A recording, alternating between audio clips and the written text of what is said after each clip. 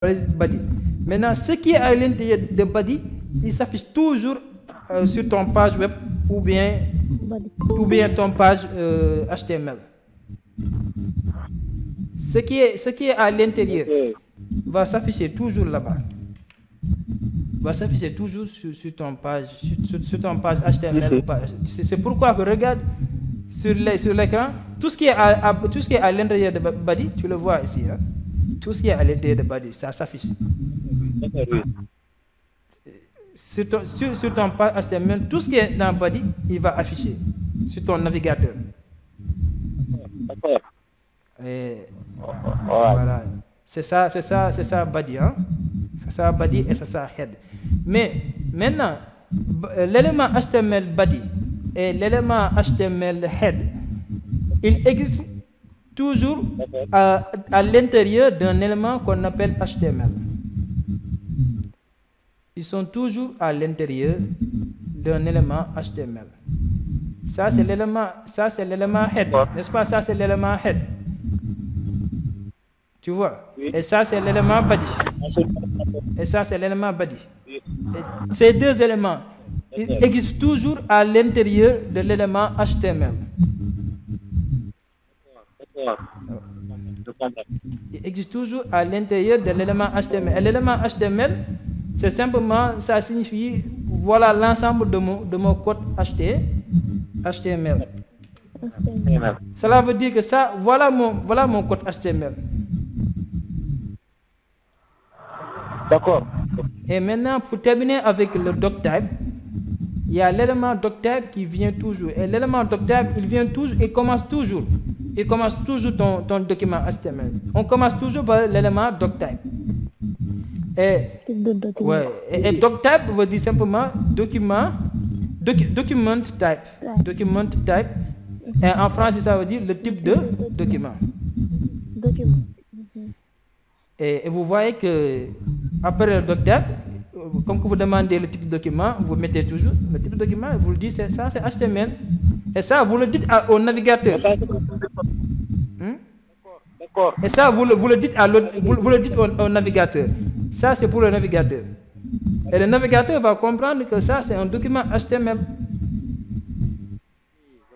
C'est pour le navigateur. Par exemple, si vous utilisez Google Chrome, c'est pour Google Chrome. Pour que Google Chrome ou bien le navigateur web comprenne que ça, c'est un document HTML.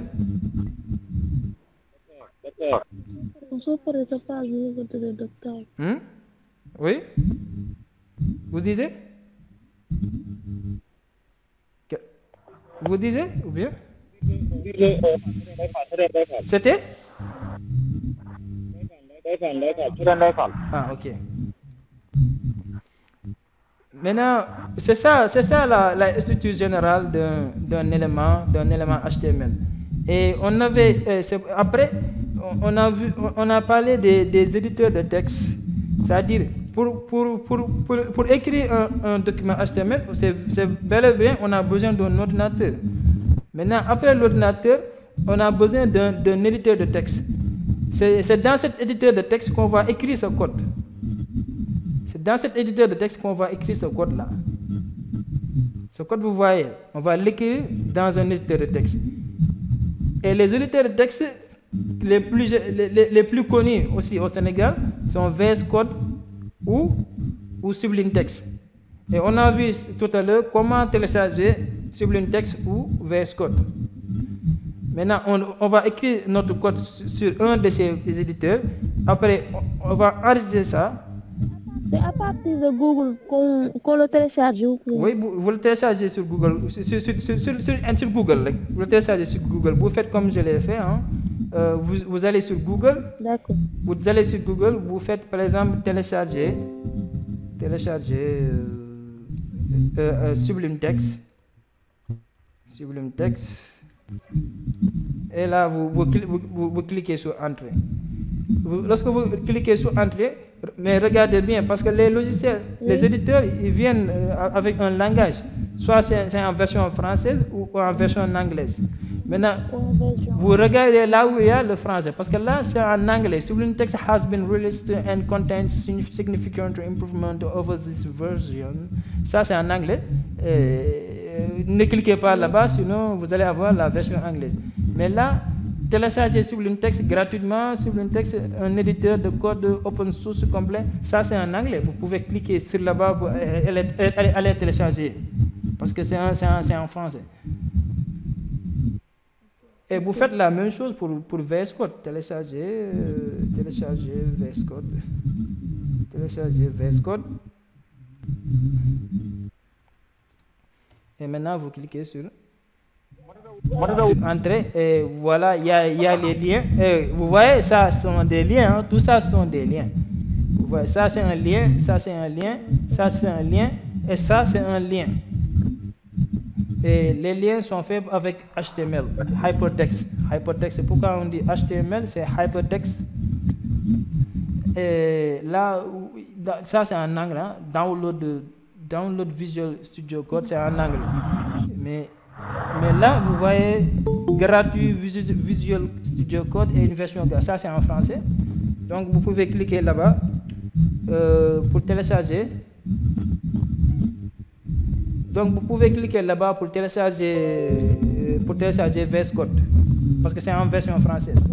D'accord. Maintenant, moi j'ai déjà téléchargé les logiciels. Je crois que je l'avais déjà téléchargé. Hein. Je ne me trompe pas. Bon. Je vais chercher sur mon ordinateur. Je vais utiliser Sublime Text. Voilà. J'ai Sublime Text. Je vais lancer Sublime Text. Hein. J'ai lancé Sublime Text. Maintenant, le voilà Sublime Text. Mon Sublime Text c'est en version anglaise. Mon Sublime Text c'est en version en anglaise. Hein. Mon Sublime Text c'est en version en anglaise. Mais vous voyez toujours ça, en version en anglaise ou en version française, c'est toujours la même. Hein. En haut, il y a le menu. En haut, il y a le menu de Sublime Text, c'est le menu. Et lorsque vous touchez, là où c'est écrit File, là où c'est écrit File, là où c'est écrit File, cela veut dire fichier. Bon, il y a Maha Sek, il faut que tu coupes ton micro. Hein. Maha Sek, ton micro. Et Ousmane Daou. Ousmane Daou, ton vidéo et ton micro, il faut couper. Hein. S'il y a pas de bruit, vous pouvez ouvrir. Mais si vous sentez qu'il y a beaucoup de bruit, vous pouvez couper votre micro. Maha, hein? C'est bon, Maha? Maha?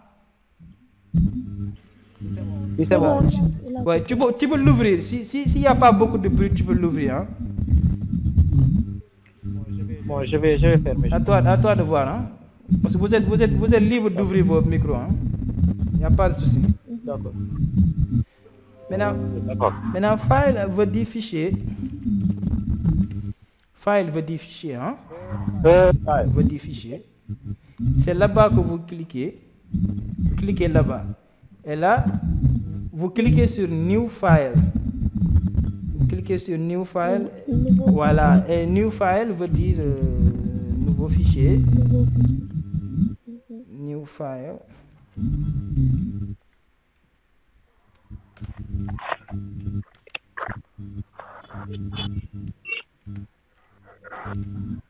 New File. Voilà, excellent. Veut dire nouveau fichier. Veut dire nouveau fichier. Et là, vous cliquez sur nouveau fichier. Et là, vous cliquez sur nouveau fichier. Et là, vous avez votre nouveau fichier. Maintenant vous voyez, pour donner un titre à votre fichier, votre fichier, vous cliquez sur fichier. Et là, vous cliquez sur Save As. Save As veut dire Save As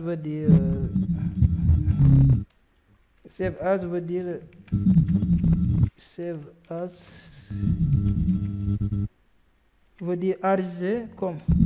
enregistrer sous.